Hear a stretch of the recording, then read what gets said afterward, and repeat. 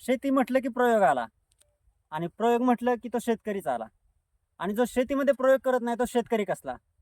अशाच आपण एका प्रयोगशील शेतकऱ्यांकडे आलेलो आहोत, ज्यांचं नाव आहे, साहेब तुमचं नाव सांगा. दीपक नाग टिळक, राहणार. राहणार रुपये खुर्द, तालुका माडा.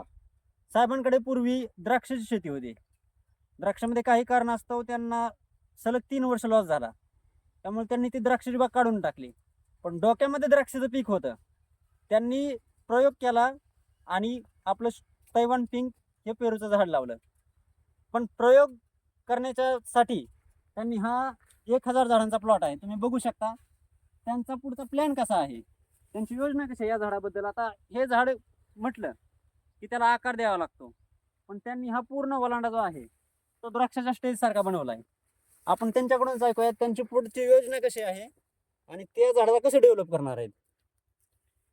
पहिले एक सिंगल तार इथे येणार, त्याच्यावरती असा वलांडा नेणार, आडवा वलांडा नेणार, त्याच्यानंतर दुसरी सिंगल तार येणार. दोन नंबर स्टेज झालं आणि हे 3 स्टेजला पेरूचे वलांडे घेणार.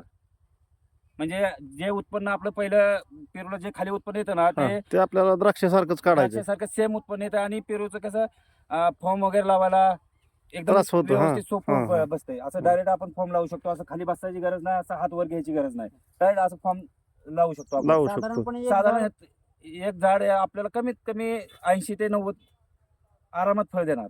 80 ते 90, आणि ते पण सगळं एक्सपोर्ट हा, क्वालिटीचं चांगलं. पूर्णपणे माल चांगला येणार आणि जमिनीला खाली टाकणार नाही, त्याला बांधायची परत गरज पडणार नाही. म्हणजे पहिल्याच वर्षी यांनी खर्च केलाय, पण तुमचा खर्च हा पुढे आपल्याला एक 8 ते 10 वर्ष कसा पण चालणार आहे हो, चालणार भविष्यात. म्हणजे शेतकरी मित्रांनो, वन टाइम इन्व्हेस्टमेंट म्हटलं तरी काय अडचण नाही ह्या इन्व्हेस्टमेंटला, बरोबर की नाही? हा, बरोबर. आता हे आपली किती महिने झाड आहे ती? हे आता माझे 6 महिन्यात झाड आहे. 6 महिन्याचं? महिने झाड आहे.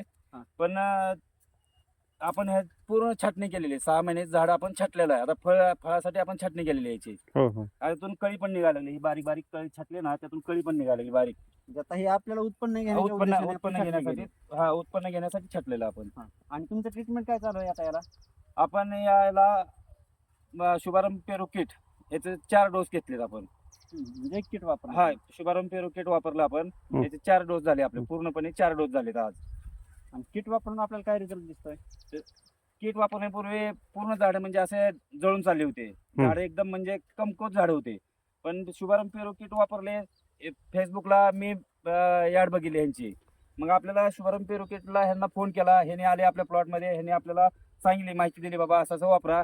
की आपण असा बी खर्च केला, 3 वर्ष झाला आपण द्राक्षाला खर्च केला, द्राक्ष पूर्णपणे फेल आहे. द्राक्षामध्ये 2-2, 2.5 लाख रुपये खर्च केला. मग शुभारंभ पेरू किट वापराय काय अडचण आहे आपण.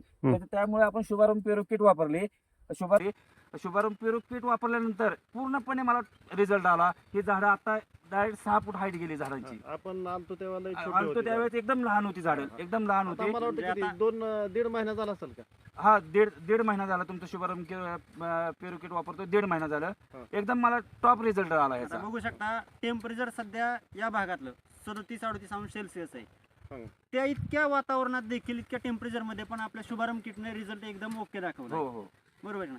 म्हणजे शुभारंभची सर्व्हिस, त्यांचा रिझल्ट, एक नंबर त्यांचं आहे. मार्गदर्शन, एक तुम्ही नंबर. समाधानी आहात का? एकदम समाधान आहे. आपल्या शेतकऱ्यांना काय सांगाल तुम्ही? शेतकऱ्यांना सांग, ज्यांची